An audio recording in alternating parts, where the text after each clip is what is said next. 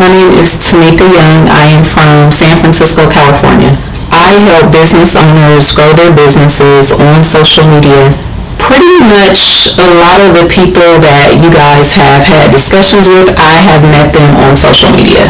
A lot of them I have done mentoring with them. They've been a part of my mentorships. I typically, a lot of people call me coach. I typically don't like coach. Like, just call me Meek, right? I'm human.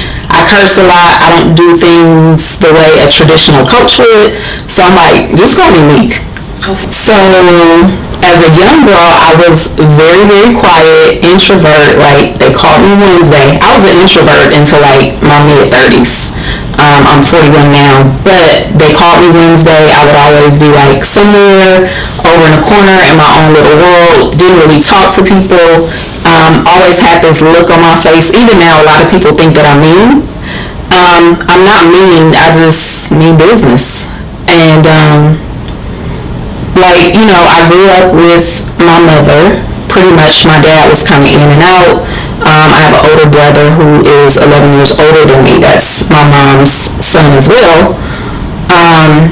But like, it was just like always me and my mother, like all the time. As a teenager,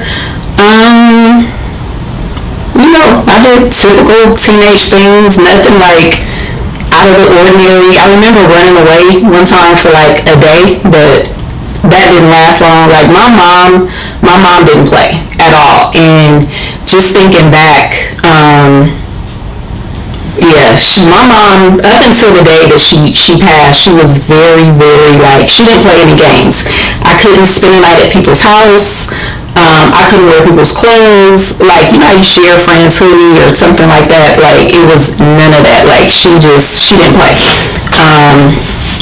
So yeah, like, went to high school, you know, and that's just pretty much it. Like, there's nothing, you know, extravagant or anything that I can think back about.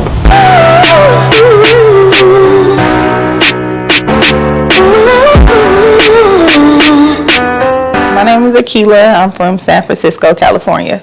I make wigs with my sewing machine, and I also teach a lot of one-on-one wig making classes.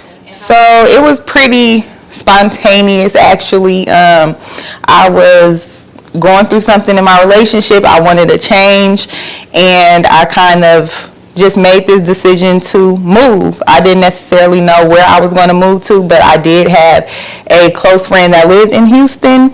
And I had been talking to her while I was dealing with those problems in my relationship, and I kind of just came up with this idea like, hey, I think I'm going to move down to Houston.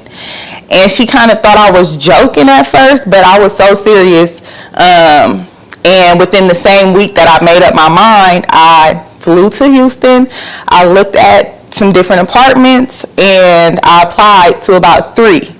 And then from those 3, I got a call back. From 2, I picked the one that I liked the most. I decided that, okay, this is the apartment. I'm going to move out here.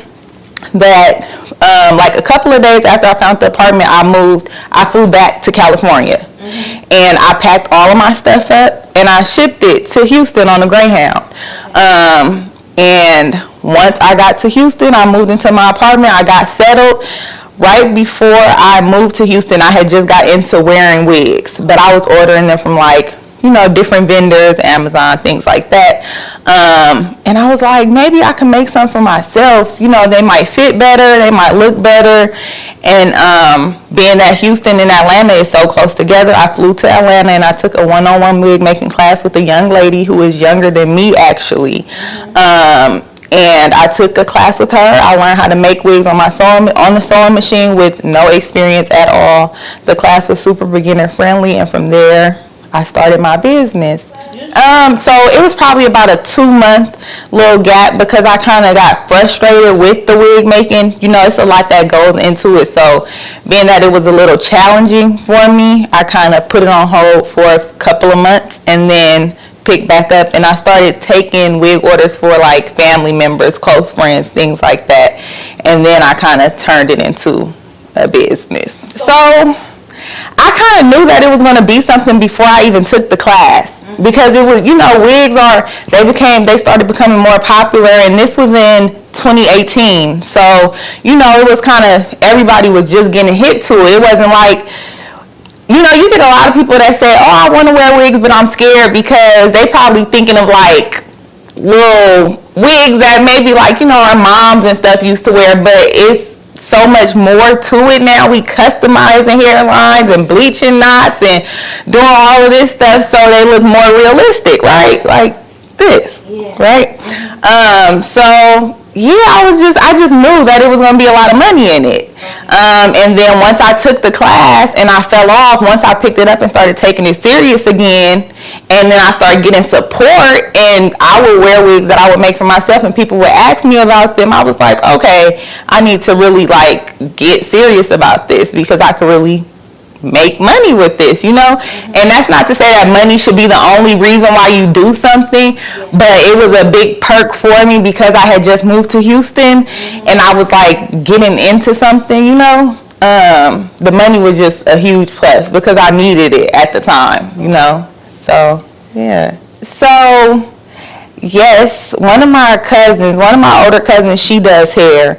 If I had questions on certain things like how to cut a wig into a bob cut, I would call her and ask her for questions. My old hairstylist, I would, if I had questions, I could reach out to her on Instagram. But, there wasn't like a consistent one person. I just took it upon myself to take a lot of different classes. So I would always search on Instagram using hashtags like wig making classes and things like that would lead me to people. And I've traveled to Miami, Atlanta, and just different places to take classes on how to learn, since I didn't have one specific person. Not to say I didn't have support or people that I could ask questions to, but there wasn't that one solid person. But that was okay with me, because even though a lot of the classes I've taken have been about the same thing, which is wig making or wig installs, I always take something away from all of those classes. So, just normal relationship stuff. How it's just like, people cheat, whatever. That was on my end. That was on his end. It just kind of was a rough patch where we was like, okay, maybe we need to take a break right now, and figure out what we want personally, instead of just trying to focus on us together as a whole. Just get yourself together. I need to get myself together, and when and if we work on that, then we could revisit that somewhere later down the line. But being in a relationship at that time, it was just very stressful, or my relationship at that time, should I say, it was very stressful. And I just needed a break. But it kind of didn't really work out that way, because even though I moved to Houston, I was still dealing with that person, even with me moving to Houston. And then I ended up pregnant. So I was only in Houston for a year. And then we were still, I was still flying to California. He was still flying to Houston. And I ended up pregnant. And then it was bittersweet, because I wanted to stay in Houston so bad. And I even been out here, it just makes me miss it so much. But at the time when I got pregnant, I was super sick. I had morning sickness like crazy, and I didn't really have, my biggest support is my mom, my sister, my daughter's dad. So I needed to be back in California. And overall, it resulted in me having to move back, which it works because he's super successful as well. And he pushes me and supports me with things that I need to do for my business. So the thing about it is, no matter where we are on a personal level, he still can put that to the side and support my dreams, my business, and everything like that. So it doesn't affect that. It doesn't affect my work, what my business, until it gets to the point where if we're going through something and it has me distracted, or it throws my energy off, then it starts to affect me, because maybe I'm so caught up thinking about what I'm dealing with my relationship, that I'm not giving my work my undivided attention. But other than that, he's pretty, supportive. So he was super proud of you. Like now you like. Yeah, and working on it, I'm like trying to make myself a boss because I have accomplished a lot, but I feel like, and I know there's so much more for me to like really be able to earn that title. Yeah. Like there's so much more that I need to do. Mm-hmm. So, I got boss tendencies, but it's a lot. I know a lot of hairstylists, a lot of wig makers. It's really big. I don't see a lot of us collaborating. Yes, that's what I want. But there is a lot of it going on, and there are a lot of talented hairstylists and wig makers in San Francisco. I believe I just kind of started following Meek on Instagram. I don't know how I was introduced to her Instagram page, but from there I had watched her for a little bit, and I booked a one-on-one with her. And I sat down with her at her location in Vallejo, and she kind of just went over different things, pertaining to my business, on how to grow my business. She's big on Instagram, social media, so she's telling me what I need to do, how to create and post content and things like that. So from there, I kind of just continue tapping into different events and things she had going on, because she made such a good impression on me during our one-on-one. And pretty much from everything, everything that she tells you, it's like, she could back it up. Mm-hmm. Like she's the real receipt queen. Like she will really show the facts on why she's this and why she's that, or how she got this or that. So you don't get a lot of that, and you don't get a lot of people who are able to achieve as much as she has, and that are willing to share it with other people, because so many people just want to keep that feeling, and that success to themselves, whereas she's like, of course you got to spend your little change and book a little, appointment with her, but it's well worth it for sure. So right now I actually only make wigs. I get, like a lot of people reach out to me because I do my own hair, and I have a shop in the Bay Area, but I only use that shop. It's set up like a salon. However, it's just me in there. I don't rent booths out. I just use that space to make wigs and to teach my classes. But I've been saying I don't want to be behind the chair, and when people ask me to do installs, that's why I tell them I do not do hair at all, but I will make you a wig, but even with that, I don't want to have to spend so much time in the shop making wigs. I want to be able to come from behind the chair. Even though I'm not behind the chair working on the actual person, I'm still behind the chair in a way. I'm still very hands-on, So I kind of want to get out of that, or even if not get out of it completely, maybe just minimize the number of days that I have to be in the shop working on wig orders, so that I can create and sell digital products to make money in my sleep, so that I don't have to get up 5 days out of the week, or get up if I don't really feel like it, just to go make a wig. Okay. So, do you have children? Yes, I do. So what is it like being a mom boss? And how do you kind of balance the both? It is a lot. It gets deep. It gets deep. My daughter, she is 2, and she is a handful. Don't get me wrong, she's not a bad kid at all, but she definitely has her moments. Her birthday is the day after mine, so I see a lot of me in her with her attitude and everything. So she definitely gives me a run for my money. It can be draining at times. I do have an amazing support system, which does make it easy for me, if I need a break here and there, but it's still a lot. Because I'm not getting a break every day. Yes, she does go to daycare, so, from the early morning to the early afternoon, I do have a break, and that's when I go to the shop and get some work done, but it's still a lot.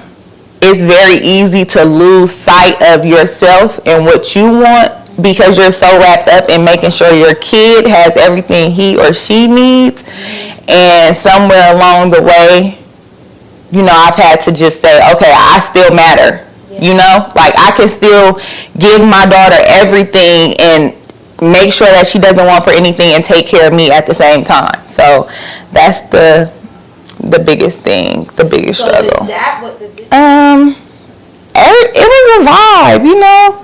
Everybody kind of, you know, initially everybody was kind of like, okay, let me just check her out, you know, so we could kind of get a feel for everybody. But once we, you know, had some drinks and chilled a little bit and started actually getting to know each other, it's like, oh wow, she's like actually, you know, we'll sit there and talk about each other's businesses, and then they're giving me ideas like, oh, well, you know, you could do this and you could do that. So, you know, it's really nice that everybody is understanding that we're here for our businesses, you know. So, of course, everybody is going to be themselves, but we don't want to get sidetracked, you know, because if we are not making it a priority to get along and be, you know, one in this environment, then this is going to turn into a whole nother lane that we kind of don't really want to step into. So I think everybody is doing good at keeping us on track, vibing good. Okay. So do you think that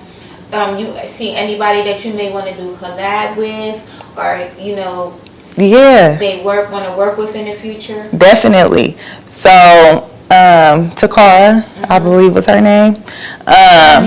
No, Takara. Not Terry. It's Terry, but the one that she came with, that she's staying in the Airbnb with. Latara. Okay, so Latara, she sells scrubs and lab coats, and since my business is Wigs RX, the concept for my business was like the wig pharmacy. You know, my packaging, I wish I would have brought it here, but my packaging and everything, it kind of goes along with the concept of, you know, pharmacy, get your dose type of thing. So I was talking to her about purchasing a lab coat from her so that I could start, you know, incorporating it into some videos. Terry does lashes, so good. I would definitely like to collab with her. And then Tequila, she does her hair. She's a hairstylist. So, and since I don't do hair, maybe we could all do something where I'll make the wig and she'll install it, and then they'll get lashes by Terry, or however, I don't know. But I know there's some possibilities there, right? Tequila, she's from Columbus. So it would be, you know, me, Terry, and Latara, we're from California.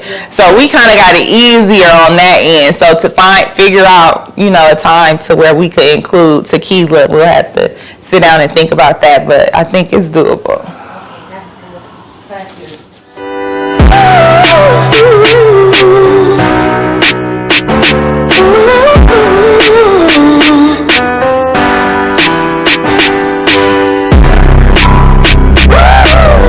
Hey lady, how are you? Hey Meek, I'm good. How you doing? Not too bad, not too bad. So tell us a little bit about your business. So my name is Akila. My business is Wigs RX. I make custom wigs, ready to ship wigs, as well as other items such as clip-in bangs, beanie wigs, hat wigs, clip-ins, U-part wigs, the list goes on. Okay. Along with that, I also teach one-on-one classes. Okay. I have a couple of different options for the classes, so people could basically decide if they want to learn how to make wigs hand sewing with the sewing machine, if they want to make closure wigs, frontal wigs. I also offer classes for hairstylists and people that have taken classes before that want to pretty much refresh up on, you know, a couple of different things that they may have forgotten about. Okay. And yeah. Okay. So what's RX? What is that? So the RX came from, you know, when I wear a wig, I feel like, okay, I'm a new person. Okay. Like with every wig comes a new person. I need my dose. Okay. You know, after that first wig, you get hooked. You know. Okay. So RX like in prescription. Oh, that's dope. That's dope. Okay. So, you know, that kind of, I came up with the concept to do that. So pretty much everything within my business has something related to, you know, being pharmacy style. I like to say I'm a wig specialist. Okay. So my packaging looks like prescription bags. I wish I had something to show you today, but it's fine. You know, it's fine. We're gonna look into your stuff. So yeah, that's pretty much how it came about in the concept for it. So when somebody reach out to you, they are reaching out for a dose. Pretty much. Okay. Get their prescription filled. Okay. Like literally. Yes, and all of my packaging comes with warning labels. Use with, you know, at your own risk. You may become highly addicted. constantly in the mirror, taking selfies, you know, so. Okay. I love the concept. That's super dope. Super dope. So, you are a stylist? Wig stylist. Okay. Yeah. Okay. So, like, I could come to you and you'll style my wig? Correct. Okay. Yep. I will style your wig. I will make your wig using my sewing machine. Okay. After taking your head measurements, just to know what size wig you need. Okay. If you want color, you could add color. Okay. If you want to style a certain way, we could do that too. Okay. So I can like book an appointment and come to your salon and get a wig installed. So you can't book an appointment, and I do not offer installs. So that's okay. Well, let me know, because I was like, okay, so you're a stylist. I am not a hairstylist. I am a wig stylist. Okay. I'm so big on making sure people do not put me in that lane of being a hairstylist, which is why I don't offer wig installs. Okay. My goal is not to be behind the chair. I essentially want to be able to make money without putting in so much work. Okay. You know, which is why I'm talking to you right now about those digital products. So, yeah, I'm not a hairstylist at all. Okay. But you have a location? Yes, I do. So I could come to the location and just get my head size for a wig, and you'll make the wig, and that's about it? Yes, you can. If you are not comfortable with coming to the shop, or you don't want to travel, I'll go anywhere. I don't care. Okay, well, for the people who won't, I do have a video on my website so that they can kind of follow along and take their own head measurements if they want. Okay, cool. So, so you mentioned digital products. So, would you do digital products for a client of yours, or would you offer digital products for students that want to learn some of your techniques? So if I could have something that could cater to both, that would be good. Okay. The thought of it came from, you know, a lot of my support with my business comes from people in different states, you know, other than California, which is where I'm from. Okay. So a lot of my support comes from other states, and I get people that reach out to me asking about, you know, they might see me post that I taught a one-on-one class, and now they're interested in learning, you know, or I might post reels and give them a little snippet of what it's like bleaching knots on a wig, for example. And then from that, they just want to know more, and they ask me. But since they're so far, a lot of them can't travel to me, you know. So if I could cater to them and have something that's virtual, absolutely, where they can learn with me from a distance, that is my objective. You're speaking my language, because we're in a very virtual, digital place. So that's a really good thing that you want to tap into that. So right now you're doing in-person sessions with people that are pretty much in California, or the one or two people that are willing to fly out. Right. Okay. So virtual is good. And so do you have like a mentorship or anything like that? Is that something that you would think about incorporating? It is, because I was talking to somebody whose opinion I really value, and they suggested to me that maybe the way that I was going about keeping in touch with certain people isn't the best way to do it. So if I could have something like that in place, I think it would really help. Okay. So how do you keep in touch with people? Instagram. So they can just DM you at midnight, like, hey, I have a question, and you just answer it happily. Yes, they can. Even people that are taking classes with me, even if it's like 6 months later, I still let them, you know, if you have questions, reach out to me on Instagram later down the line. That's real cute. Okay. And I'm not saying it like that, but what I am saying is it's important to get people to value your time, right? And so there is some stuff that we can get for free, but it's important to have systems in place. So like a mentorship, you know, and I'm not saying like a year-long mentorship or anything like that. It can literally be like a 60-day aftercare. Of course, there's a fee that comes along with that, maybe like 2 or 3 phone calls, something like that. But it really needs to be really structured. You want people to respect your boundaries. Right. So my team and I, we can put together like, you know, a plan for you, whether it is a mentorship or a boot camp style aftercare. Like, we can name it different things. Okay. How much are your classes? So they range. A refresher course starts at $350, and then my classes with constructing the wig with a lace closure or a lace frontal is between $650 and $750. Okay. And so if I wanted to do, I'm not interested, but I'm just asking, if I wanted to do the $750 class, what comes with that?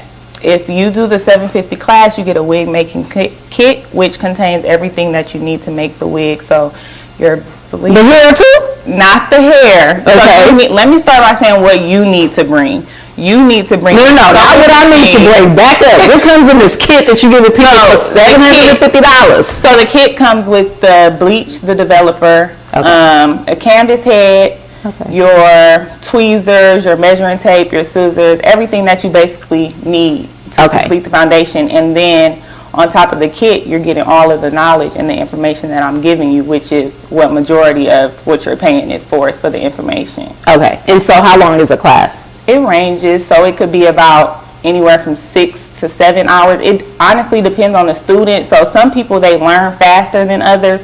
So it might take a little while. I typically schedule the classes Tuesdays and Thursdays from 11 to 6. Okay. Sometimes we might finish before that. I also provide lunch. So if they want to take a break to eat lunch, then we go ahead and stop. Some of the ladies, they don't want to stop. They just want to work straight through. So for them, we'll finish quicker, of course. Okay. So do you do is there a form or something that you create to see where people are, so you can see if they need a beginner course or a more advanced course? So I don't have an exact form. However, I have all of the information. So for example, the beginner course or the hand sewing class, when you book through Acuity, which is what I use, I basically have a breakdown of what's included, what we go over, and things like that. And then I just ask them to reach out to me via email or Instagram, which is how most of them find me, and let me know what they want to. Cut out the Instagram. Okay, no Instagram. All right, no Instagram. Have them reach out to me and let me know what they want to work on, what they book the class for, just to get an idea of, what they know or what they want to focus on walking in. Okay. I think you should up your prices, but we'll get to that. How did you come up with your prices? Honestly, okay, so I really freestyle. Okay. Which is not a good thing, which I'm understanding. But for my classes, I kind of just, I don't really take into consideration, okay, I spent this on the canvas head, I spent this on the bleach, I spent this on the developer. Time. Exactly, and the time. Okay. So, yeah. Just freestyle with it. Okay. So you want to make $100 an hour, being on your feet, teaching. I got you. No, I don't, but that's why I'm talking to you. Okay. Right? You can help me. Okay. Yeah. Guide me.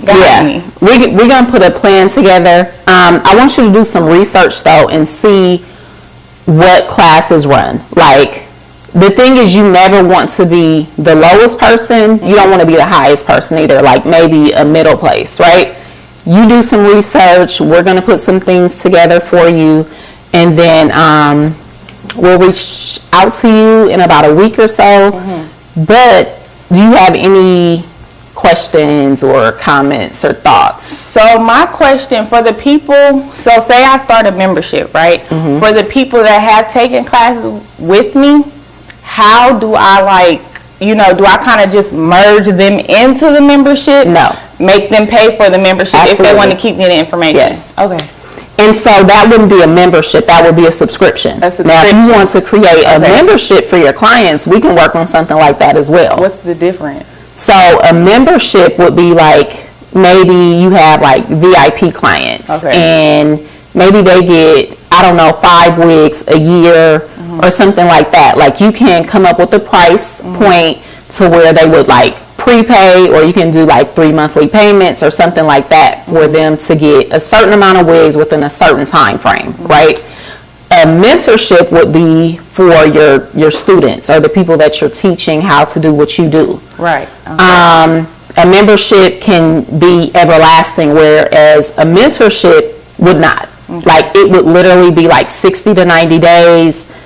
I think aftercare is, a okay word for what you do. You don't want to stretch it out for like a year. People's attention span, like they'll pay, but they not doing nothing. Right. I have a lot of people that pay me. I was in a Facebook group before. I remember you posting like, if you like, people are getting like out of the group. Yeah, I'm done. Right.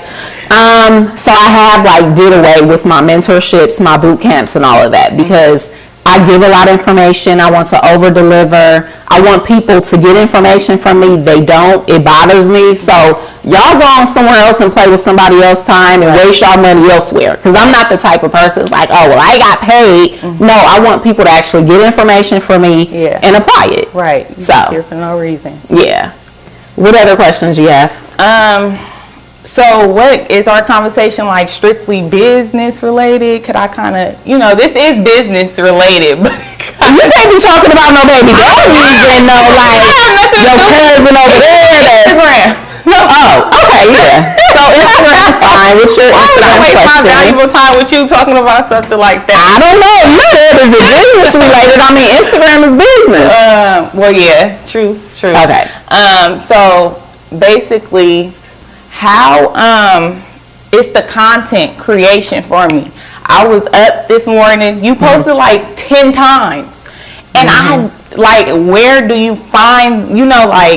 Where does that come from? I see that's my job. Today you just taking like that's my job. Random pictures of everything, and it could turn into content. Absolutely. So Instagram is my job. You'll see me there every day. That's how I feed my kids. That's how I pay my bills, right? So people always make the excuse, oh, I don't have time. I don't know what to post. You can absolutely post anything. You can turn anything into content, but you want to have a call to action on everything you post. If you want to take a picture of this cute little fake little plant right here, you can and say, oh, it's white, it's cute. But guess what? Go click the link in my bio, buy your subscription so you can feel better about yourself, whatever. Like you always want to have a call to action and letting people know exactly what to do. Okay. Yeah. Content is everything. People overthink it. It don't have to be cute and pretty. Content is content. Right. They gonna look. A lot of people don't read though. They don't read. They don't. So you just have the caption short and simple. No, the longer the caption, the longer you can keep people on your page. Some people will read it. They may not double tap. One thing that I will say is post more stuff in your story, lifestyle type stuff in your story. On your page, you do want to kind of keep it business. Everything you post on your page, share it to your story because there will be people. You have two different audiences. You have story viewers that's just watching your every move, and then you have people that are that will interact with your post that will never watch your story. So keep them both entertained. It doesn't all have to be strictly business.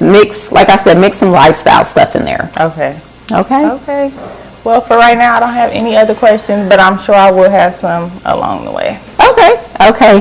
So we will be in touch with you soon. Okay. Sounds good. See you later. All right.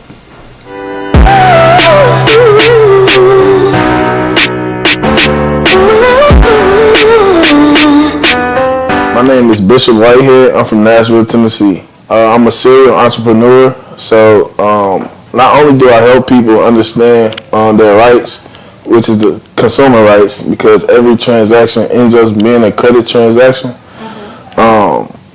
What do I mean by that? I'll elaborate a little bit more. So every transaction is a credit transaction just because, okay, for instance, you have to know what the definition of a credit card is. Like a lot of times we say credit card, but we think in Amex, Bank of America. That's one type of credit card. But Congress says that a credit card is any plate, which is your license plate on your car. So if you get pulled over, guess what? You have entered a credit transaction. Any coupon book, well, back in the day, they used to have coupon books for food stamps, so that is a form of a credit card. Also, your license, so your driver's license and your social security card is a form of a credit card. So a lot of times when you are using this information, people don't understand that they have entered a credit transaction. So I hope people understand consumer rights because your credit is not broken, you just don't understand who you are. Also, I do e-commerce, so I help business owners and entrepreneurs sell on Amazon, 90% passive. The 10% is just the seller, which is the client, doing their own returns. So as a seller, you are responsible for your own returns. Everything else, we pretty much handle it. We list the product, we handle your customer service, we get your feedback, so you're on the first page and not the last page. Man, we do it all. So how old are you? I'm a 23. So how do you know, who taught you this? How do you know some of the things that you just explained to us? So basically, I kind of, when I was younger, I always hung around older people. So I was just seeing like the energy they put off, like the things that they run into, the things that they don't have. And I was younger, so I could be able to see like, okay, they trying to do this, but nobody really wants to take the time to actually learn to excel. We want everything to happen overnight. Like we want it to happen tomorrow. We want $1 million to fall out the sky with our bag ready. But what I started learning is over the time, of course, trial and tribulation, you have to go through things. So I went through a lot in my lifetime to be able to be where I'm at today. Okay, so I grew up in South Nashville, so Edgehill, kind of rough, typical, violence and gangs and stuff like that. But the thing about me is, like, when I was in kindergarten, I was reading on the 4th grade reading level. 2nd grade, I'm reading on the high school. Like, I always been smart. Like, I was just I naturally had that. So what happened is, I wasn't getting the attention that I needed at home. So when I get to school, I get to cutting up, they get to calling home. I was the typical class clown that had all A's and B's, literally. Never come home with nothing less because I was always smart. I would never let the next person outdo me of the same information that was being taught. That makes sense? So I ain't never just like, okay, well, you smarter than me and I'm just going to get by. Or I never come to school just like, oh, I'm just finna get by. I'm going to do my work and then I might start playing. But I was seeing people around me, like older people, because I always hung with older people. So when I get out of school, my mom went home. We usually go to the community center. So at the community center, on your way there, you got to cut through some places, you know what I'm saying? So I always see older people doing what they do, saying their goals, but they are not taking the time out of their day. Like every day I see you in the same spot. Like they used to give me money for the popsicle truck. Like with the neighborhood kids, like the older people kind of like looked out for them. So like if you outside all day, they know your mama, they know your daddy. You can go, hey, let me get $5 smoke, or hey, let me get $5, Joey. They gonna give you $5, you go to the popsicle truck, or you keep it. They ain't tripping. But saying that to say, a lot of stuff didn't make sense to me until I got older. So a lot of stuff that I was going through, I didn't understand. I was just like, okay, maybe this supposed to happen because I'm still growing. So what I learned over the time, because I had a lot of ups and downs. Like I would have 1 year I'd be down. Like I gotta ask my brother for let me borrow a couple $100. Like can I get back on my feet? I never asked my parents for money. Like I've never been that type. So I asked my brother, like my older brother, he 3 years older than me. So he kind of was like my father figure in a sense. After elementary school, that's when the separation kind of happened. So the separation happened twice. So the first one was when I was like 5, 6, first grade. And then the second one happened my 6th grade year of middle school. So I went from being with my mom to now I'm living with my dad. I'm thinking the grass greener on the other side. So I'm like, man, I want to go live with him, see what it is. So that really shaped me because to feel neglected, like I literally have felt that. Like that's why I can move the way I move because my motivation is from my darkness. So my dad used to come home every day, like, even though I'm playing sports, like, you look in the crowd, typical, nobody in the crowd. Like, I got other people, parents supporting me. So I'm like, man, I don't got no support.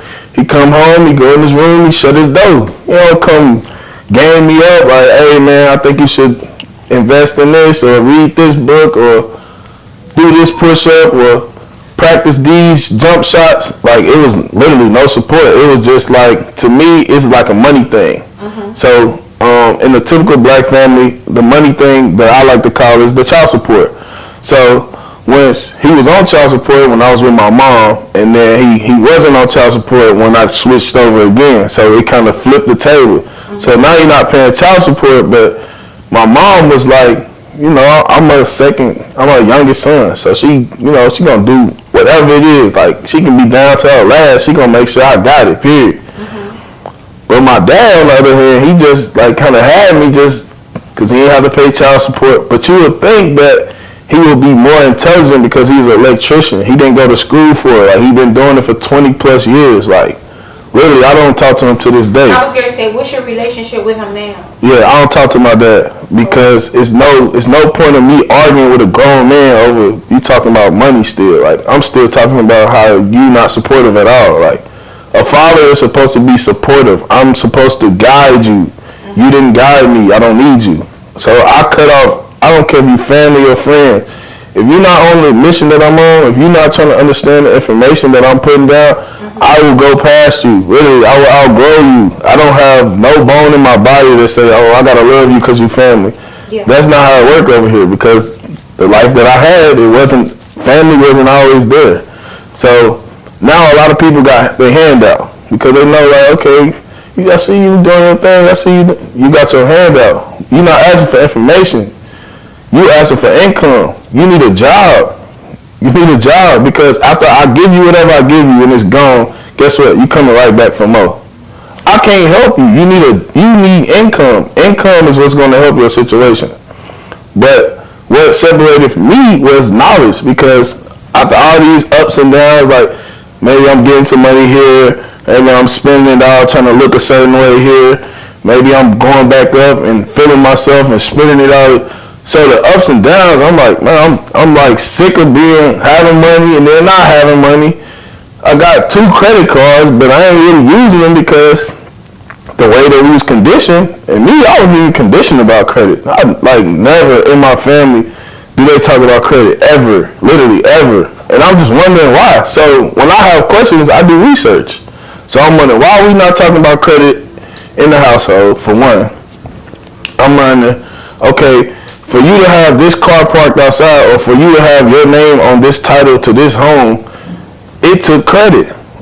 Originally, I wanted to do real estate. But after doing hours in college of research, I figured out what's way more important than real estate: credit. Because you have to use your credit to get this real estate. You got to use your credit to get this credit card. You have to use your credit to live the life you want to live. Any situation, what do they want? They want your social security number, because the security means that you have security in whatever you extending your credit for. So let's say, for instance, I'm applying for an apartment complex. Okay, so once they hit me with you pre-approved, that's because of my credit. You cannot deny me. You can only deny me for insurance and employment. That's the only thing you can be denied for. So every time I enter a credit transaction, I know who I am. But that didn't happen like overnight. It was just like, okay, let me invest. Let me start investing instead of going to go re-up. Like, just being real. So I kind of had a mishap. So instead of like going to keep reading up, keep on gotta fly here and go here and satisfy it, it just stopped like kind of adding up. It was like, it ain't making sense, because you think about it, right? Typical person who really in the game, they spending at least 5 figures literally on a re-up. So when you spend your 5 figures and you come back, yeah, you collecting your money back, but then your profit, you might make 5 or 10. You know what I'm saying? It just ain't adding up for all of the expenses. You got to go get a hotel. You got to go make sure you get the best of the best to put it in these people's face. But it's like, that in itself is a rat race, because they letting you do it for a reason. Literally. Because they know you don't know who you are. Yeah. So you going to go hustle. And if you as a consumer, you understand that you don't have to live that life. You can credit everything and have the same life as a hustler on the block. Literally. So I credit everything now. Like, I got so many credit cards now, it don't make no sense. And it didn't happen overnight. It took literally countless hours of studying, listening, going without. Like, I hit a low point. But that low point, just like the stock, when it go down, anything that go down must go up. So once I hit my low point of investing and researching, really, I'm in a city that I don't know probably 5 people, like solely. I don't know 5 people, like first, last, I don't know 5 people down here. So I was able to lock into myself and focus. So a lot of my friends, they don't call me how they used to call me.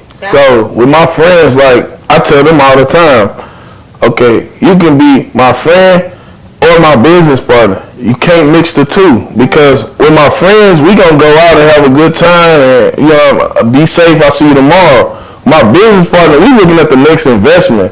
How can we grow our income?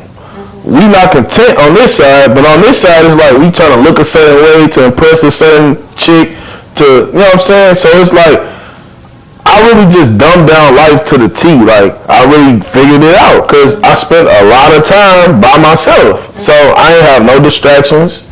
I was able to do a lot of things, but when I tell my friends credit is everything, I'm telling you to credit everything, you're not going to understand that because you're still looking at me as how I used to be.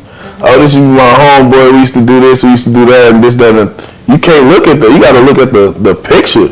Like, I'm literally passing you, but I'm trying to bring you along, but the train going so fast that you might not be able to catch up. Really. So my friends, they don't have a neglect against me. Like, I call them, they'll come out, but it's like they don't understand investing, the importance of investing. Like, a lot of them is still in the rat race. Like, I got friends with degrees that literally they don't know what to do. Like, I had a friend call me earlier. I'm at the barbershop. He telling me, like, listen, man, I'm trying to move to Houston.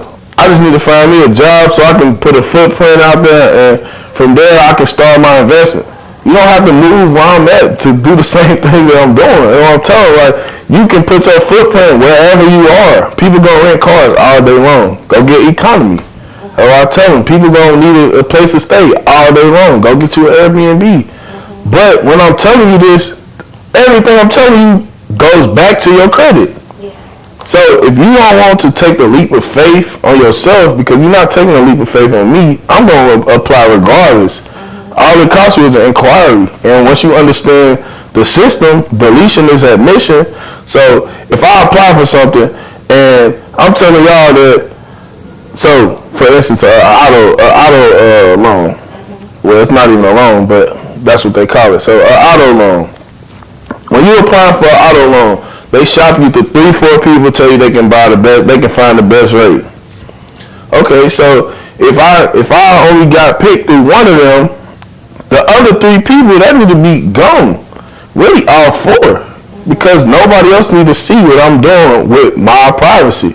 So not only is that against my privacy, but once you remove these inquiries and you send me that letter in the mail to say deleted, deletion is admission. So now you over there trying to figure out in your rat race how I get money. But if you extend your credit, guess what? Deletion is admission. Every single inquiry, 15 USC 1692K civil liability, it states that you should be compensated $1,000 per violation. If you just deleted it, you admitted it was fraud or whatever I said it was. You just admitted that. So by the corporation admitting that, now I go back and I'm sending you an invoice of all of your violations. So I'm not playing the rat race. I learned how to turn my back to people who in the streets. I ain't neglecting. I'm not knocking anybody hustle because everybody do things differently. But if you really want wealth, if you really want generational, the streets not where it's at. Yeah. Literally. The streets is literally crossing your fingers like, man, I hope somebody called my phone today. I hope they hit me up today. I hope I make it home today. Literally. I hope I don't get pulled over. Like, it's too many hopes or what if when you can just credit everything and live your best life. Because when you break it down, a police officer is just a debt collector. Don't they give you a ticket? They are a form of a debt collector. As a consumer, 18 U.S.C. 8, the United States is obligated for all of your debts. So a consumer is just a natural person who has the obligations to defer its debt. So it's a double-edged sword. They telling you as a consumer, and then they telling you the United States. So where did this come from? In 1933, the United States was on its 5th recorded bankruptcy to protect its creditors. Its creditors is simply just people who extend credit regularly. Every time you enter a transaction, don't they need your social? You are a creditor. So as a creditor, I have the power. Fixing their credit. The first step is print out your consumer report. That's the first step, because this will happen. So once you get the game down, right? Because this is a game. Like even life is a game. When you was born to do business with the United States, but all of a sudden now you owe. They treat you like a citizen. So it's a game. But first you print out your consumer report, then you go through and see everything that's literally negative. You see everything that's inaccurate and erroneous, meaning that you don't know what's going on. Only you can determine that. So even if you went to go get a car loan, or even if you want to go get a credit card, if you say you didn't do that, it's your word against theirs. And hearsay is like basically he say, she say. Hearsay is not admissible in the court of law, but law is. So law is the only thing that stand up in the court of law. So when you print out your consumer report, you go through, highlight those negative items, right? Because what'll happen is sometimes they will try to remove the account. So then they'll tell you they don't have any furnishing data of that account. So we don't have any of that information anymore because it's gone. So when you trying to, because anytime they delete something, you need to have an invoice behind it. Like, yeah, that's cool that they delete it. Okay, we ain't stopping there. Now you got to pay because deletion is admission. So when I'm going through, I'm seeing what type of account it is, late payment. Well, ask them, where does Congress define a late payment? Because you told me your contract was null and voided basically off of one thing that was fraudulent. You never gave me the right to rescission. I guarantee you no contract is going to give you the right to rescission. I don't even know what rescission papers look like. They are supposed to disclose that in the beginning of the credit transaction. So you didn't give me the right to rescission, or whatever it is, the violation that they are literally violating you, because this is the thing, only you can determine what's a violation to you. But when you plan the disputing process, so first you're going to highlight, then second you send your cease and desist. So your cease and desist needs to state, okay, this is the violation. So you pursuant just means according to the law. So pursuant to whatever violation that they violated you, and then you give them a spiel on how they violated you, then you tell them, okay, this is what's going to happen. So an invoice will be sent on XYZ amount and for FDCPA violation of 15 USC 1601. And then you tell them if this doesn't happen, what's going to happen. So whether that's I will seek litigation, meaning I will take you to court. But this is the thing. Do what you say you're going to do. Okay. Because if you just tell them, like, okay, we're going to sue, they're going to think you playing. Until you start building cases under your name, guess what? Now everybody want to all of a sudden settle with you outside of court. They don't even want to go in there no more. Because they know you legit. They know you thorough. They know you understand consumer rights. Not only that, I tell my friends all the time, you scared to get a credit card, but if you really know who you are, you can go spend that credit card and have your balance zeroed out. But you still paying on a positive balance. So a lot of stuff is misrepresentation. If you sending me a positive statement saying, okay, $9,000.01, but if I give you a check and you put this same $9,000.01, it's gonna say plus $9,000.01. So a lot of stuff go back to the basic accounting principles. So if I'm putting something in, it's plus. If I'm taking something out, it's minus. So why are y'all sending me a positive balance? That's misrepresentation. I don't know if you owe me or I owe you. Yeah. So I break it down like that. But after you get your cease and desist, if they still don't comply, then you move with the affidavit of truth. Your affidavit of truth is just a little bit more detailed than that cease and desist. The cease and desist, you don't want to give them all your weapons up front. You want to just let them know a couple violations. In your affidavit of truth, you want to spice them up. Spice them up. And then after that, right, let's say they still playing games. Restart the process. So you do it twice, and then after that, guess what? We going to the big house. So I met Meek through a mutual friend that we have, Derek Berry. Me and Derek have the same virtual office. Okay. I was coming back from an actual event, and he was like, "Man, you gonna be in Houston this weekend?" I'm like, "Yeah." He told me about Meek. He like, "Man, Meek having this the $1 million mindset. I'm gonna see if you can speak there." Okay. So I'm like, "Okay, let me know." So he let me know, and basically I spoke at one of her conferences, and a lot of people just started gravitating towards me. So it was just like, okay. And then from there, we just kind of been building. Like, Meek is a sharp person, like, highly recommended. She really on next. Like, this is how you supposed to be. A lot of people are lazy, so if you're not giving them that demanding energy, if you're not telling them the real spirit, like, I like the raw but real, then they ain't really listening. They just hearing you, but they not listening.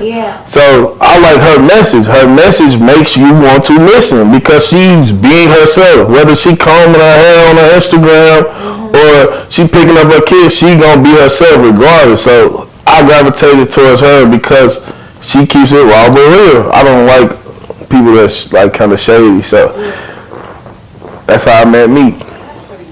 So my goals is to, because I do e-commerce, so my goals is to start scaling in the United States because I tried it once, but over here the fees is just different. So I want to scale to where business owners and entrepreneurs can actually come and sit down and get a one-on-one on how to scale your Amazon business. In the next 5 years, that's my goal. And then also, I plan on living overseas. So I plan on living overseas for probably about a year, just to see the difference between over there and over here, and literally keep creating passive streams of income. So keep adding Airbnbs, keep pushing the car rentals, because that's behind the scenes. Like, I don't put that on my platform because I want people to understand who they are, not a car, because the car is blinding you from who you are. They put materialistic things, Gucci, Prada, Louis, in your face for a reason, because they don't want you to know that you are a consumer, and anytime you walk into a corporation, it is supposed to be free. If you are in your 20s or even in your 30s, the best way to figure it out is to tap into yourself. So a lot of people around you not going to understand your vision. Yes, they cool. You can put them in position, but they're not going to understand your vision. God gave you your vision. So for you to execute your vision, you have to block out the people on the outside and let them see you flourish, so that now they want to tap into your service, and you can expand your service even more with the people that you know, like, and trust. Also, I recommend you to never stop going. Always read. If you can't read, watch a video, listen to an audio book. It's literally no excuses on why you don't know the knowledge that, even when I went to a police officer or a lawyer, they asked me to, man, you should be a lawyer. No, I shouldn't. I'm a consumer. I'm here to credit everything. So fully understand who you are. And if you wonder where I'm getting this information from, it's law.cornell. So law.cornell, it will tell you Title 15, Title 18, and Title 12, which is the FDCPA, the FCRA, and the Truth in Lending Act. All of those are your consumer rights to protect you. So if you enter a transaction and they tell you it's not a credit transaction, ask them, did they use your ID? Did they use your social security? And 9 times out of 10 they did.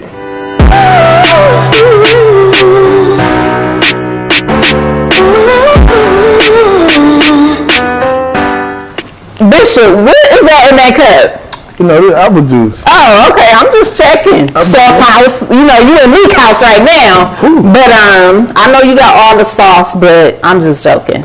I really have been watching you for a little while. I think it is super amazing, the information that you're giving. Like I've said before, like you're young enough to be my son, and I think the information that you are sharing around the community is just like mind-blowing. Like, seriously, I tell you this all the time. I tell everybody about Bishop, like, do y'all know that boy 23? No matter where we are, like, it was real big. We just met like in August when you came to the event that we gave in Houston, and then you came to Cali. Like, one thing I'll say, like, you're a man of your word. The information, again, I just have to say the information that you share is like super amazing. I do want you to let people know like who you are, and then I have this super dope concept for you. I don't know how you gonna respond to it, but you know. So let us know who you are and what it is that you do. So my name is Bishop, and I'm a serial entrepreneur from Tennessee.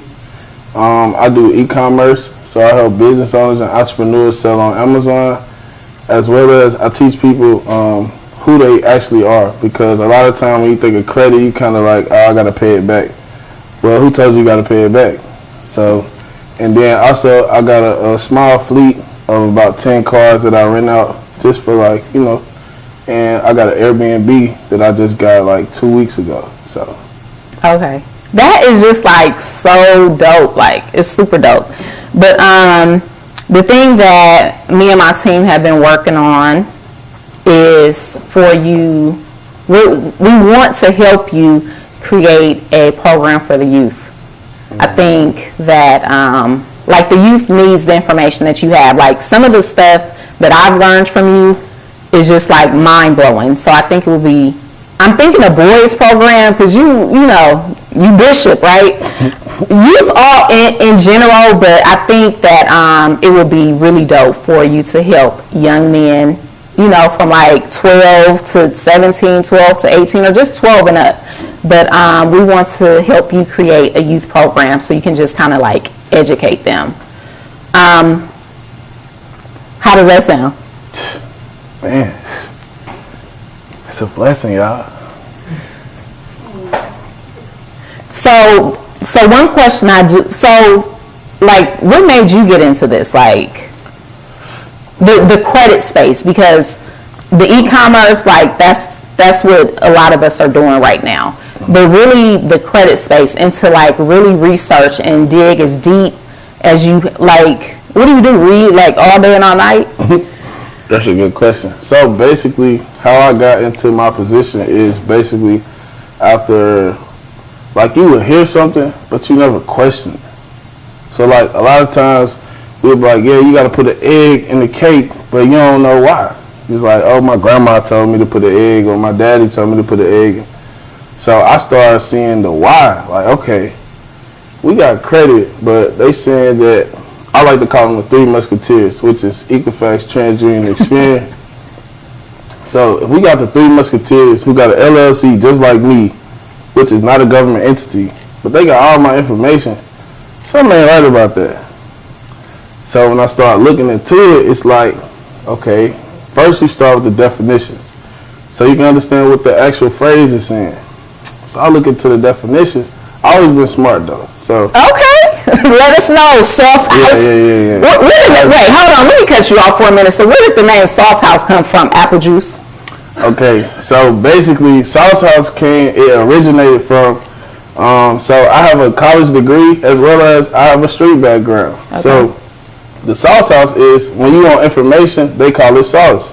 So I changed the sauce that they call information to knowledge.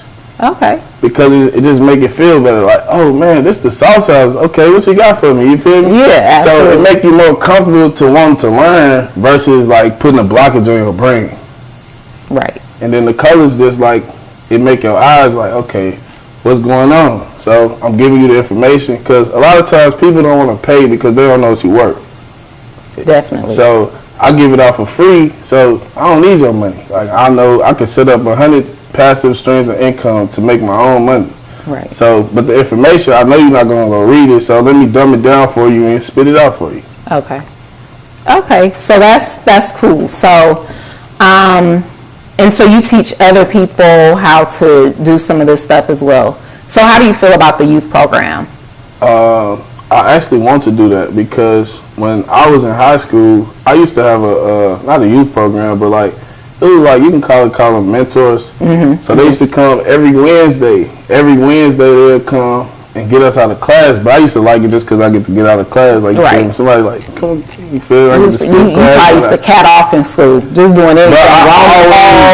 I always had the best grades. Like, everybody else would be getting in trouble. But I get in trouble and have good grades, so they be like, okay, go back to class, you going home. Like, your grades ain't really helping us, so you can really buy.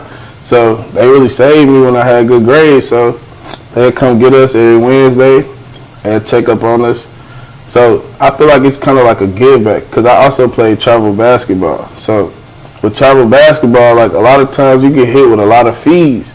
But we had somebody who literally, he took us under his wing. You ain't have to pay no fees. Okay. So we going to city to city like we ain't never seen for free.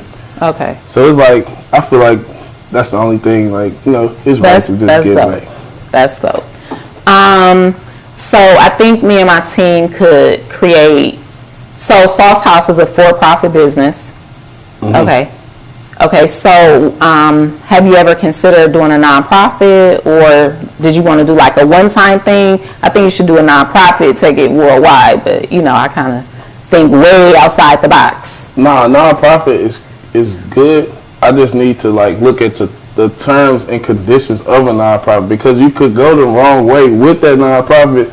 Like, for instance, say like, okay, I have a nonprofit, but I'm using the expenses the wrong way. So that could, like, No, and you can't do that. Like, you have to have everything separate, but that's some things that we could put together for you.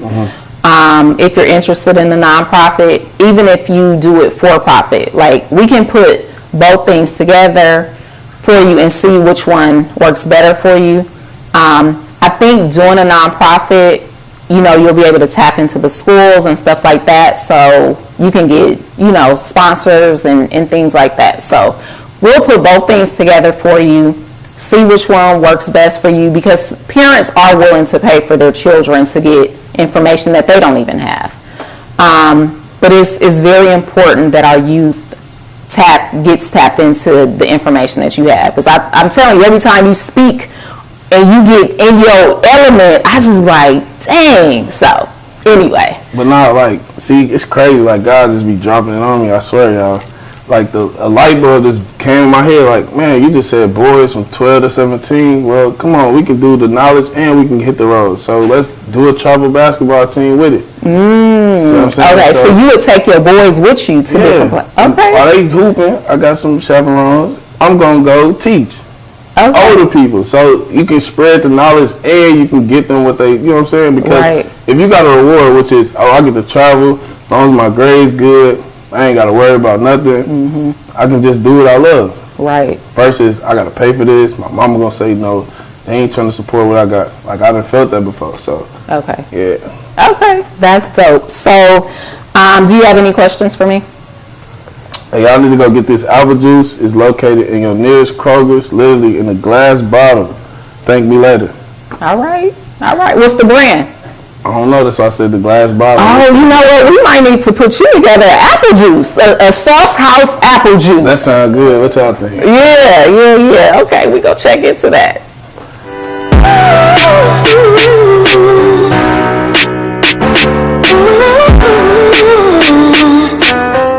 My name is Tequila Crouch. I'm known for doing hair, but I do lashes, makeup, and micro shading. My mother. Okay. And what did she do in the beauty industry? She was a hairstylist. Okay. She was a master cosmetologist. I was a shop baby all the way up until, you can say now. Okay. I grew up pretty good. Mom and dad in the house. Until I was about 10, they divorced. And then I was with my mom, and then I'd be with my dad on the weekends, just back and forth. But I had a good childhood. Teenage years is good. Okay. So I just worked and did hair. Okay. Do you have children? 3. 3? Okay. You said yesterday to ask you about that ring, that ring is a slogan. Tell me a little bit about that ring.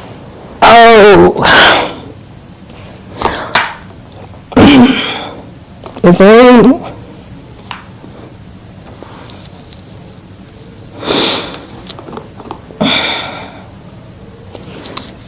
really, it's like a symbol, like to just do whatever, like, what I want to do, basically, like, because I had got out of a bad relationship, domestic relationship, when my youngest child died, and, like, I had went and bought this, like, as a gift to myself, really, like, just saying, like, I made it out, you know, so that's all it is to me.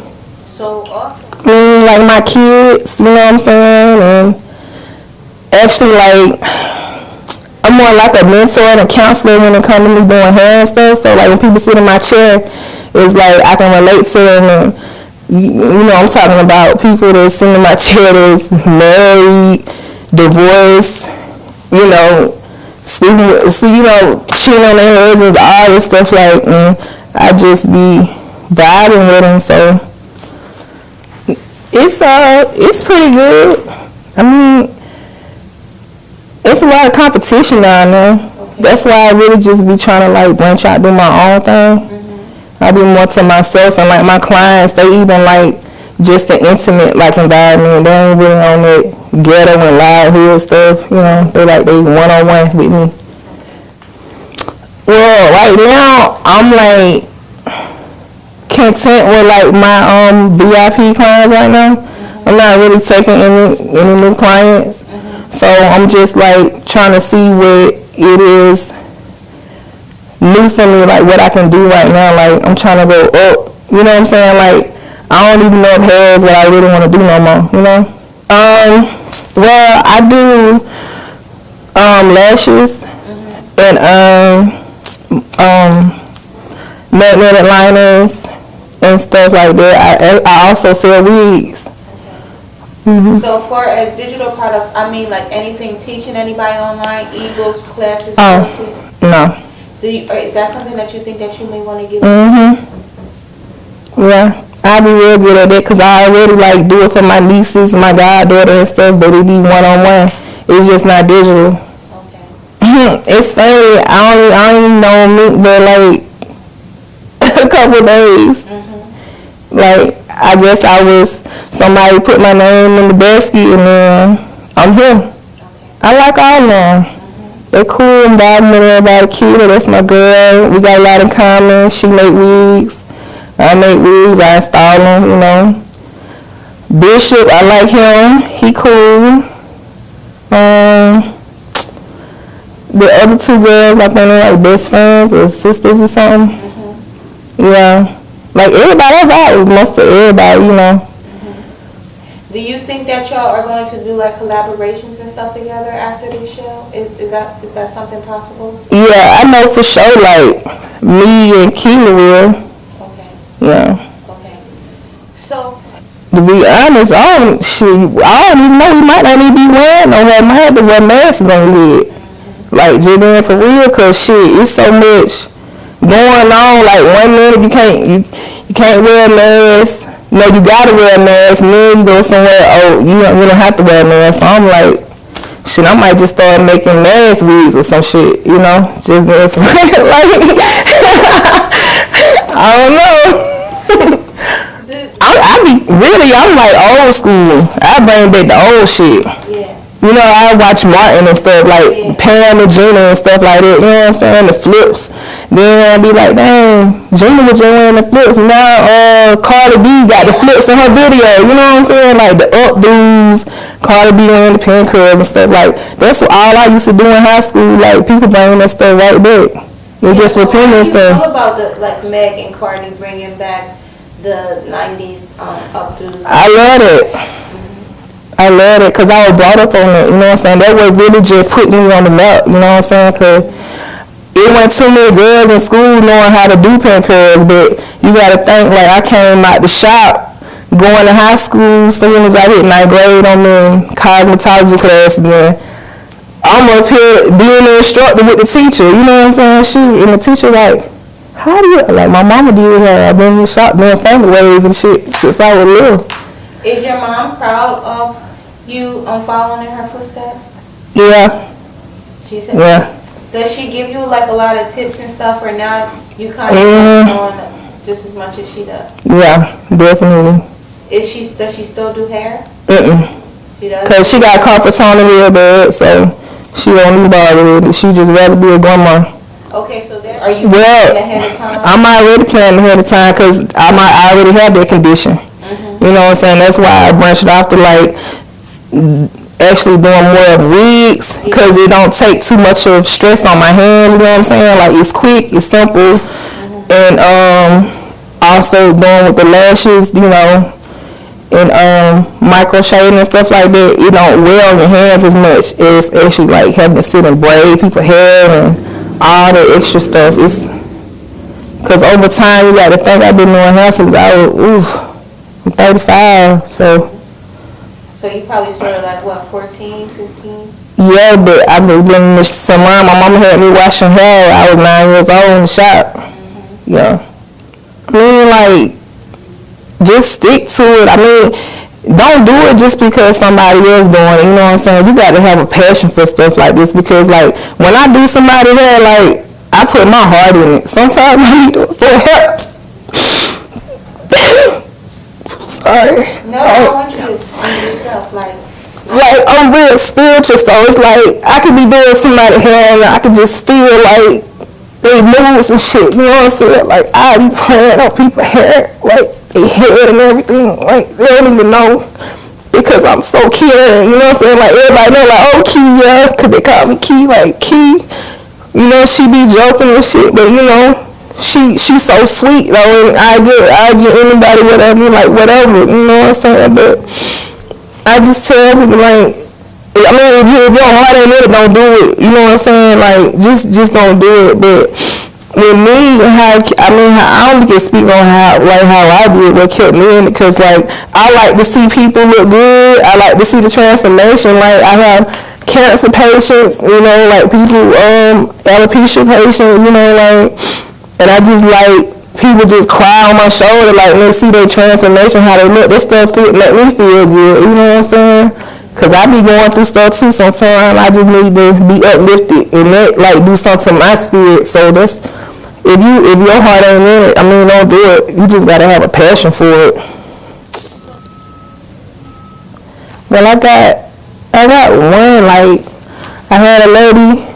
It's crazy. I'm here in Texas right now, but she actually from Texas, and she found me on Facebook, and she flew out. She was a cancer patient, and I did her, and she was this boo clown. She put me mad love on social media, and then I ended up finding out she died a week later. Wow. Like you literally. That's amazing. Yeah. And you didn't know this lady from a can of paint? I didn't know her. And where was she from? She's from here, Texas.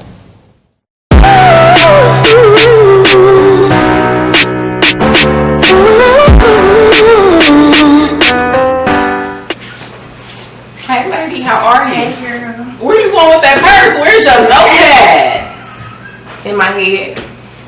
Okay. So this is our first time meeting. Tell me a little bit about your business. Ooh, my business. Well, I'm known for doing hair. I do lashes. Hold on, you known for doing hair, or are you a hairstylist? Yeah, I am a hairstylist. You in business, right? Right. Okay, because there's a difference. People just be selling shit. People be in business. You in business, or you known for doing hair? I'm known for doing hair. So you're not a hairstylist? I am a hairstylist. So you ain't known for doing hair. You're a hairstylist. Correct. Okay. Continue. Okay, I also do lashes. I do a little makeup here and there. And I just stepped into micro shading. Okay. Okay. How long you been doing hair? Oh, you gotta help me count the years up. I've been doing it ever since I was little. Little? Yeah. Okay. How old are you now? 35. 35. So you started at 9? Yeah, you can say I started at 9. Okay. I started in the shop with my mom. She had like 2 sons when I was growing up. Okay. So you want me to help you count the years? So you've been doing hair about 20-some years? Yeah. Since you was 9. Okay. What was you doing at 9? Washing hair? Washing hair, doing finger waves. Oh, you could give me some waves? Mm-hmm. Okay, cool.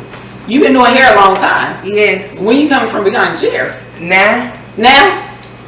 All right. Mm-hmm. I want to. Okay. So, what do you see yourself doing in the next like couple of years?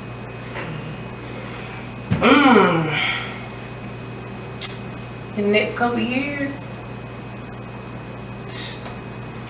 probably doing something similar to this, putting people on, because I like to help people. Okay. You know what I'm saying? So okay. So yeah. you wanna teach people, coach people. Yeah. Have you given any classes, like hair classes or styling classes or anything like that? Nah, I ain't really did nothing like that. I'm more like hands-on. Like if you around me, then you want to learn. At that moment, we can go ahead and do it. But I ain't just like venture off and just did like, you know. Oh, you doing charity? You teaching for free? Yeah. Oh, that's. You got kids? Oh, okay. So you doing charity work, but it don't feed your kids? Girl, I know. Okay. Yeah. All right. I'm just asking. I mean, they gonna eat anyway. Cause Okay. I'm a hustler, so that's what I do. Right. But if you're teaching people anyway, why not get paid to do it? Yeah. Right. So, like, what's your specialty? Do you do natural hair? Do you do weaves? Like, what is it? What's your specialty? I like to stick with the weaves. Okay. Cause I got carpal tunnel. Okay. So I can't deal with these folks with nappy hair. I ain't trying to be funny now, but my hands, I've been doing hair so long, like my hands wore down now, you know. So Okay. I'm trying to stick with just the weave, something quick. Okay. Got you. So, so you do want to get into, but you said put people on. So do you want to teach people how to do hair, or what is it exactly that you want to teach people? I mean, whatever they really need help with, cause it's like, I don't know if I really want to do hair no more. You know what I'm saying? Okay. Like I'm just trying to do new stuff. Okay. Like I'm on some other stuff right now. Like I'm just trying to step out on faith and just go with the flow. What is it that you like doing other than hair, though? Don't say hustling. Don't say getting money. Like, I don't know. Like I said, helping people. What you gonna help them do? You gonna help them grocery shop? You gonna give them a ride? You gonna be a yellow cab? You gonna be Uber? Like, help them do what? Get on some money. Get on. How? Well, I mean, whatever they want to do. So if they want to go to the strip club and learn how to strip, you could teach them that too? Yeah, I can teach them that too. Oh, okay. Cut it. I'm had You want to do it? You got to go. You got to go. Okay. No, I'm just joking. I think that you should make a list of things that you're really maybe not passionate about doing. You may not be sure, right? Sometimes we have to get into things to see what it is that we like or don't like. And then, like, once you let me know what it is that you're interested in doing, we can help you come up with a plan, but I can't, like, give you things to do, right? So I can say, maybe you can teach people, you know, how to sell hair, and then that may not be something that you're interested in doing. Or, no, scratch hair. I can say, oh, you can tell people how to sell sunglasses, but you don't wear sunglasses, right? So it's important for you to figure out what it is that you want to do for people, and then we can help you put a plan together based on that. But you're for sure you don't want to do hair no more. I do special people hair, but not just, I don't want to do everybody hair. They all special, right? Yeah, I'm talking about, you know what I mean? Like, I want to take a trip and do hair. I don't want you come to me. You know, I want to come to you. Oh, so you want to be like a traveling Yeah, stylist? that's basically what I am. A traveling stylist. Oh, okay. So you don't just stay local, you travel all around. Okay. But what about your carpal tunnel? That's why I bring somebody with me. Assistant. Yeah. Okay. But I still want you to figure out like some other things aside of hair, like what it is that you like doing. Like, do you like to cook? I understand you want to teach people how to make money. You have to figure out what it is that you're going to teach them how to do.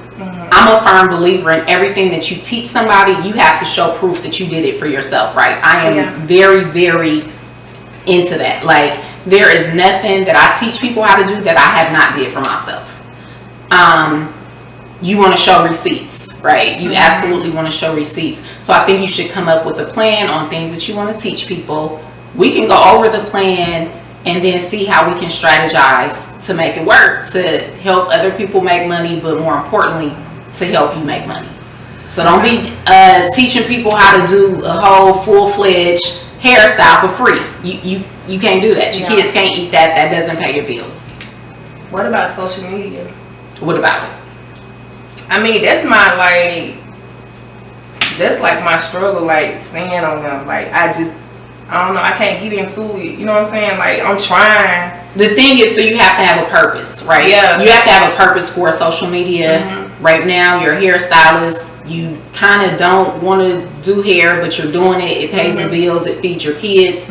So you have to figure out what it is that will send you back to social media every day. Social media is not for everybody. Sometimes people still need to get out. Do you attend like networking events and things like that? Do you go to classes and stuff like that? Yeah. Because sometimes getting around other people and just like talking to them and seeing what they're talking about, that opens the door for opportunities.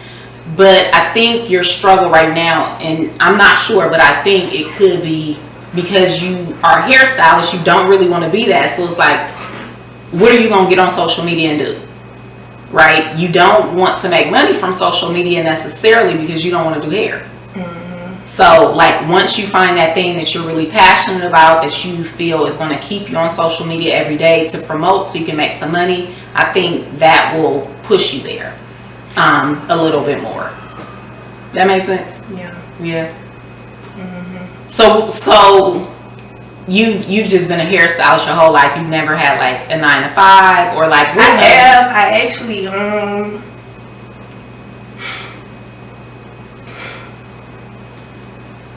Cut. I actually like quit a job to come all the way here. Yeah. You quit a job to come where? To come here. Okay. For? Cause I just want to do something. Like I ain't trying to like work for nobody. You know what I'm saying? Like I'm trying to do the shit for my kids. You know what I'm saying? Right. It's important for us to do things for our kids. Like everything that I do is for my kids. I don't want my kids to experience some of the struggles that I've experienced. I don't want them to have to get it out the mud. Yeah. You know, it's important for us to break generational curses. It's very, very important. And wow. Yeah. Why are you so emotional about quitting a job to come here? Like, cause I really I was trying to get me a house, you know what I'm saying? Like, I want my kids to grow up somewhere else different, see different shit, you know? So, the way I grew up, you know what I'm saying? Like, having kids was kind of like a setback for me, you know? But it's never a setback. Yeah, I know, but you know, I love my kids. That's why I do and everything. But open my legs for a nigga, you know what I'm saying? Like, I do what I got to do for them, you know? Right. And then like me, you say like me, work for free for people, but I be looking at it like I'm blessing somebody, you know what I'm saying? Because everybody don't have it. Which is true. You know? I could totally relate, right? I can totally relate. Like, when I first started, so I have a backstory. I won't get too deep into that. I know we don't have time, but like real briefly, like in 2016, I quit my 9 to 5. I didn't have a savings. I didn't have a plan. I was a single parent of 2 children, right? And I was done. Like, I was done. But when I say, like, I did not have a plan, I never, thinking back to 2016, I didn't see myself being where I am today. I was an introvert. I didn't really fool with people. But I knew I had to do something for my kids. I can't say I was working paycheck to paychecks because the paychecks weren't enough, right? So, I know what you're saying. Totally know what you're saying. But because you have that hustle mentality, you are going to figure things out. But now it's time to put a concrete plan in place. Yeah. Because like I said, when I first started learning things about business, it was really, really important for me to put my people on, right? That's why I'm sitting right here right now. Yeah. It was important for me to put my people on. As I learned stuff, I had bad credit and all of that stuff. And so I would do these seminars for $40. I remember like I gave my 3rd seminar and it was so important to me to put people on. I gave a free seminar, rented a venue, was broke. I'm talking about didn't even have the money to totally pay for the venue. And I got food and I gave this free seminar. I think I had like 90 people show up. I mean, I had 90 people sign up, maybe 30 showed up, right? People don't respect free. They don't. It's in your heart to give back, but you have to strategically know when to give back. People will waste your time all day, today and tomorrow. So it's important for you to set some boundaries, and then that will weed out the people, right? So come up with some things. We gonna put a plan together for you, but it has to be strategic. Giving back is fine. I was giving back when I didn't have nothing to give myself, but it has to be done strategically. When I started doing consultation calls, it was $37 an hour. When I just stopped doing consultation calls, it was $300 an hour. You make people respect your time. You have a craft. They want it, because if they don't pay you, they gonna pay somebody else. So we gonna get you together though. We gonna get you together, and the fact that you took a chance on yourself and you quit your job to fly out here to figure out what's next for you and your babies is big. You put a date on when you gonna buy that house for you and your kids. And we're gonna put a plan together. You're gonna come up with a daily amount. You have your monthly amount, but we're gonna come up with a daily amount, and you can't go to sleep till you make that amount. So that might be going on social media like, hey y'all, what y'all doing? And just being yourself. Like, you have an amazing personality. I could do that. You have an amazing personality, and people are going to just flock to you. So yeah, your ambition, you're gonna be good. You're gonna be good. So, what other questions you have for me?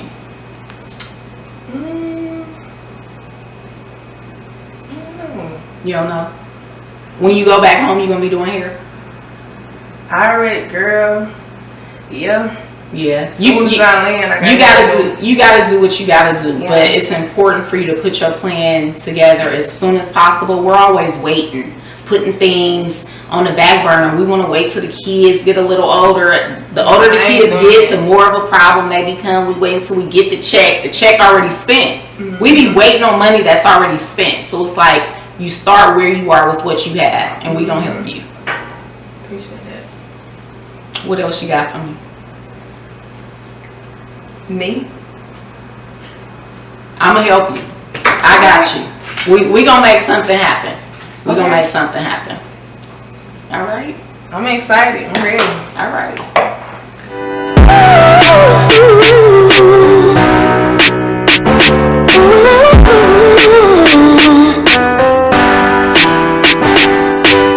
Okay.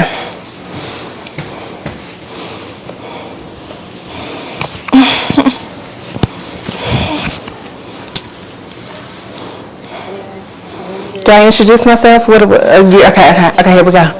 You ain't even got no paper, script, you got it. Okay. Am I shining up? How do I look? Okay. Give me a testing. Testing 1, 2, 3. Can you hear me? It's MBZ. Hello. Yep, she sounds great. Perfect. Okay. My name is Amber Ferris, and I am from Waxahachie, and I know people probably don't know where it is, but it's outside of Dallas, Texas. So, yeah, that's where I'm from. I'm an HR manager for a nonprofit organization, and currently I am a full-time entrepreneur and HR manager. I cater to curvy women. I sell plus-size clothing and accessories. Well, I pick plus size because I'm plus size and I'm thick and juicy. But I actually tried to go into this line of business about 2 to 3 years ago, because one thing about me is that I love to feel sexy and confident and beautiful. And one thing about that is the clothes and how you wear your clothes and your appearance, right? So that's something that's always made me feel good about myself. So I said, you know what, let me venture into, selling clothing. And so about 2 or 3 years ago, I did try to do that, but I was feeling discouraged and listening to naysayers, so I did not pursue my passion for fashion. But during the pandemic, I decided to try again, and I said, you know what, this time there's no looking back, and so that's what I've done. I have pursued my goal, and I want to be a brand name household items for curvy, beautiful vixens. The challenges is, for one, some would say it's oversaturated. It's a lot of women out here that are doing the plus size clothing boutique. Challenges as far as funding, you know, you have to have the money to buy the clothes, to sell the clothes. And then you also have to have the business knowledge on how to market your brand, which has been very challenging for me as far as advertisement and promotion. So I would think that has been my biggest challenge for my clothing brand. So Meek is someone I have been following for a while, and what I love about Meek is that she's always been authentic and real, and I feel like that is parallel to my personality. Some people have always told me that I'm blunt and too honest, and I don't sugarcoat, so that's one thing that attracted me to Meek. And I just love the way she has her business and knowledge sense, so I've taken one of her classes, so I decided, you know what, why not? Anything that is going to improve my brand and get me out there. So that's the reason why I decided to become a part of this. I am breaking generational curses by what I'm doing.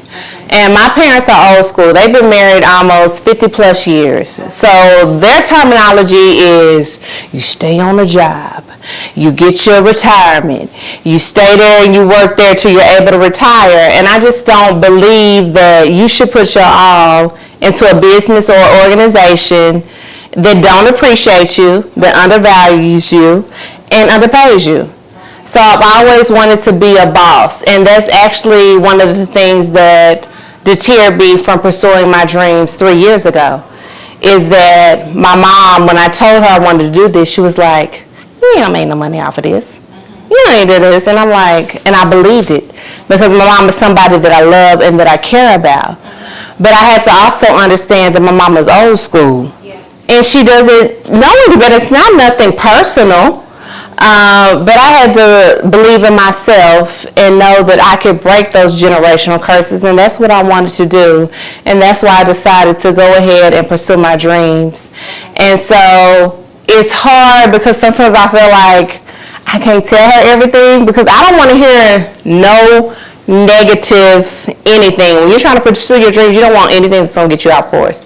And it's not just her, my family in general, but that's because they don't know any better. All they know is the 8 to 5 grind, get your retirement, then you retire and take care of your family. But no, I want to be able to be my own boss, call the shots, and take care of my family.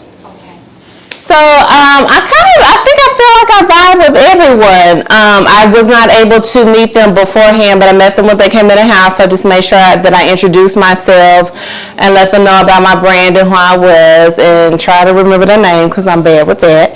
But I didn't have any ill feelings about anyone. I think we're all here for the sole purpose to expand our brand and you know, expand our business and get to know each other. So I feel that if Meek signed the approval to have them here, that they probably good people. So yeah, I didn't have any issues.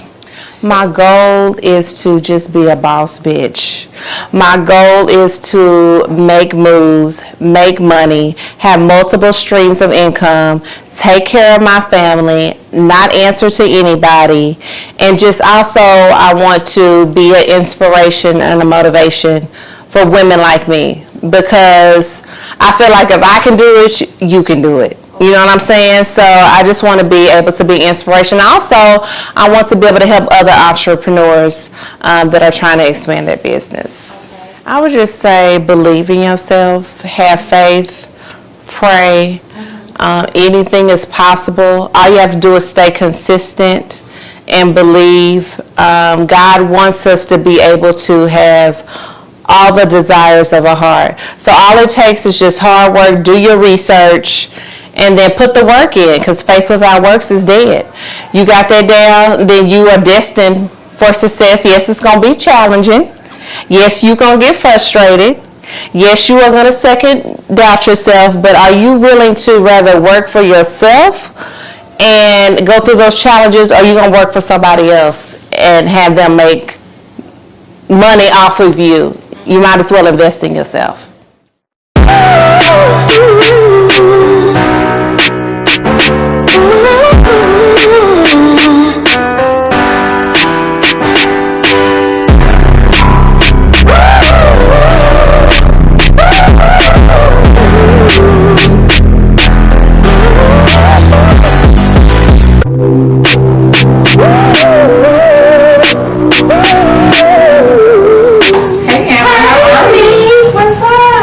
Too much. How you feeling? I'm good. How are you? I'm good. So tell me a little bit about your business. So my business is Kirby Elite, and I cater to plus size women. I offer sizes 1X to 3X. I not only offer clothing, but I also offer accessories. So I need your help so I can make some money. Okay. Okay. So let me know what you're currently doing as far as like who. So of course, plus size models are your target, but how are you getting the message out about your... So currently right now I'm on Instagram, I'm also on Facebook, and I'm also on Twitter and TikTok, but my accounts aren't really active on those. Okay. So I'm just hoping to grow a larger following and just get my brand out there so I can get some customers. Okay, so when did you start your business? I started my business during the pandemic last year around December, so it's almost coming up on a year. Okay. Okay. And so, do you currently work, or do you just have a business, or? I am currently working. I've been in the HR field for at least 9 years, and I plan to put in my resignation at the end of this year, so I want to pursue my business full time. Okay, cool. Yeah. Okay. So you quitting. I'm quitting. I'm ready to take that leap of faith and fully dedicate my passion to fashion. That's what's up. That's what's up. So there's a couple different things that we can do for your business. Okay. I guess one of the, so like, what do you see yourself making monthly, like with your business, just so we can kind of come up with a plan to, to see it through. So currently, calculated all my bills and stuff. I think I'm around 3,000 per month. So I at least want to double that. Of course, I want to at least make 6 figures annually right now. So anything where I'm able to compensate and make sure I pay my bills and take care of my son. You playing small. You know that, right? Okay. You playing I need to dream bigger, right? So you always need to dream bigger, but like that's one of the issues that we have. We always want to just kind of like play small, right? Yeah. We always want to be comfortable. And I remember when I just wanted to be comfortable, right? We do have to think and dream and plan for bigger, right? Because what tends to happen is we get to that place and then it's like, oh shit, I need more, or oh shoot, I need more. I'm sorry. Is it cool if I cuss? Okay, I'm like, okay. So we get to this place and then and then it's like, we get to a point where we really do need more. Okay, so like, do you have any questions for me? Because the thing is, I want to be able, I can talk about this stuff all day. I know what has worked for me. What works for me may not work for everybody. So I want to ask you, like, what questions do you have? Like, if there are certain things that you just kind of like, or you struggle with? Well, I've noticed that I post, since I am dealing with clothing, I'll post the pictures of me in the clothes. But what else can I post to engage with my following and my customers to get their attention so they can engage on my posts when you post? Yeah. So you can always post things that people can relate to. I post a lot of relatable things. It may be, thank you, God. And then my caption may say, hey, if you agree, type amen. Okay. That's building up your engagements, your insights, your impressions, and everything, right? So the thing with, we'll just say social media, you're only going to be able to convert 2 to 3% of your audience. I don't care who you are. I don't care how big your audience is. You're only going to be able to convert 2 to 3%. Okay. So the more eyes that you have on you, the bigger chance you'll have at getting sales, right? There's things that you can do, like you can reach out to like some micro influencers, not major, but like some smaller influencers, plus size influencers, and just say, hey, you know, can I send you a dress? Especially like, you know, search different hashtags, Dallas events, something like that. If somebody has hashtag Dallas event, you click on it, they're plus size, maybe they're speaking there, you reach out to them like, hey, can I sponsor your look for that show that you're attending or that event that you're doing, right? They're going to tag you. They're going to be grateful that you offered that.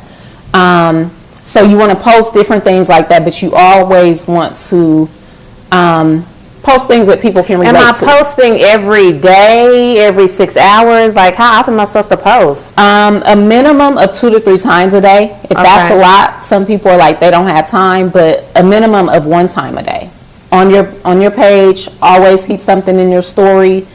On my page, I pretty much keep that business unless I'm like talking shit a little bit, but it's still going to be business related. But in my story, I might, you know, I'm going to post a prayer every single morning, and I might be listening to trap music, you know, a few minutes later. You know, I'm going to talk my shit, but God still loves me the same. So it's just important to be yourself in your story. One thing about me and that people respect about me, I'm me. I show up as me. I'm transparent. I set goals, like if I wanted to make $1 million by Christmas, it's not going to happen, and I'm going to share that because it's not always cute and pretty. Like shit is, you know, this is real life. Right. So it's important to show the highs and lows. I'm not saying you got to tell all your business. People think they know all my business. They don't. But welcome them into your circle, into your life a little bit. So show them some personal aspects of me, maybe my son and things like that. Okay. Yes. There are people that, you know that my son's name is Sean. They've never met him, seen him, those type of things. But it's important to put that in there. Okay. You know, if you go to happy hour on Thursdays, post that in your story. You know, doing some with the girls, hanging out, chilling. Okay, absolutely. Because the thing is, a lot of people want to keep things business, which is cool, but that's kind of like, to me, it's bullshit. Like, you don't want to seem like you're just trying to sell them a product. Exactly. But be yourself though. Right. Like some people don't want to go live unless they're all made up, and you know, I'll go live, my hair all over my hair, like, what's up, y'all? I got to be better out there because I don't want to be looking like a fool on TV, but on Instagram and stuff. But I need to learn to just be myself and just show up. And I'm not saying, you know, you want to roll out the bed, but you do what works for you. You know, you do what works for you. And then the thing is, like, we affect so many people. Our stories, you know, like, I really started making money on social media once I started really, really sharing my story. Right. Like, I would come and just kind of, like, do my thing, but once I start telling my story about having bad credit and how I quit my 9-to-5 with no money, single parent, you know, of 2 children, the repo man was probably looking for my car when I quit, that whole thing, people like, oh, shit, like, you know, like, she's relatable. So, and again, like I said, you don't have to let them in on everything, but you just kind of let them in a little bit, you know? That makes sense. Yeah. So, what other questions you have? Be consistent. You got to be consistent. Got to be consistent. I need to show up. I need to be relatable and post often. Yes. And as far as my price point, I'm kind of nervous on that because I want to do something that is affordable, but I also don't want to be too expensive to where they feel like I can't afford that shit. So, I mean. So, don't get caught up in that because no matter what your price point is, there's somebody out there willing to pay it, right? I typically don't get caught up in people's price points, but I will say you need to make at least double the amount that I paid for. Yes. Okay. At least, okay, I thought so.